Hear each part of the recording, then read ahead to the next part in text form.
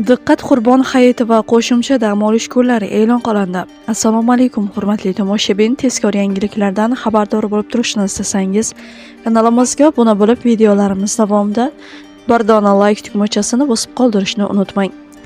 O'zbekistonda bu yil Qurbon hayiti 27-may chorshanba kuniga to'g'ri kelishi munosabati bilan fuqarolar uchun uzluksiz dam olish kunlari e'lon qilindi. Prezident farmoniga ko'ra 28-29-may kunlari barcha uchun qo'shimcha dam olish kuni etib belgilangan. Shuningdek, 6 kunlik ish rejimida ishlovchilar uchun 30-may ham dam olish kuni sifati qo'shilgan. Natijada 31-may yakshanba kuni bilan birgalikda aholining barcha qatlamlari ketma-ket 5 kunlik dam olish imkoniga ega bo'ladi.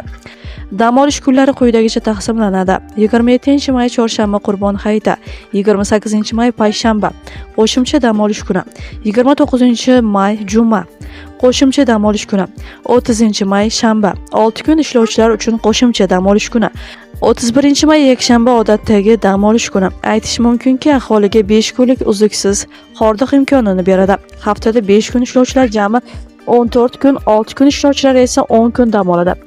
Ta'kidlanishicha, bu oy so'nggi yillardagi eng ko'p dam olish kunlaridan iborat bo'lgan oy hisoblanadi, deyilgan xabarda. Hurmatli tomoshabin, video haqida o'z fikrlaringizni izohlarda yozib, kanalni yo'qotmaslik uchun obuna bo'lib qo'yishni unutmang.